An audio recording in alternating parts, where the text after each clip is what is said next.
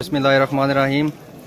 ये हैं हमारे पाकिस्तान के मर्द मुजाहिद बाबा जी जो अभी भी 30 साल के, इनका नाम है मोहम्मद यासीन। और इनको ये शर्फ हासिल है कि जो इंडियन कुत्ता यहाँ पे आया था एयरफोर्स का, उनको पकड़ने का इनको शर्फ हासिल है। तो उसकी स्टोरी इनकी ज़बानी सुनते हैं। जी बाबा जी।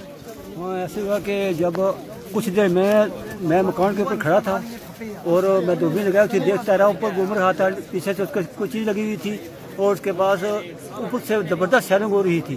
तो नीचे तैरा गया, छतरी के 3 पायलट उतरे हैं और एक को हमने उधर से दरख्त के टाल का दरख्त है उससे हमने उसको पकड़ा और उसको पकड़ कर बड़े उसके पास पुस्तौल था, फायरिंग की हम पर, हमको खून भी लगा और उसको हमने कंट्रोल किया और पकड़ कर फिर उसको शदीद किस्म का उसको चंदा बुका मार कर उसको आर्मी के हवाले कर दिया। जी ये बताना पसंद करेंगे कि कितने आदमी थे?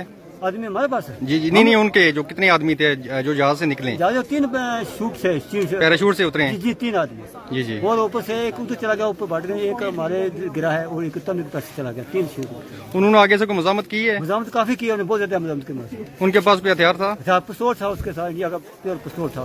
ठीक है। फायरिंग की उसने। वो बंदा जख्मी था? एक तो ये हमारा पंजा था, एक हम था, एक आदमी था हमारा शाह साहब से। अच्छा। पकड़ा हमें।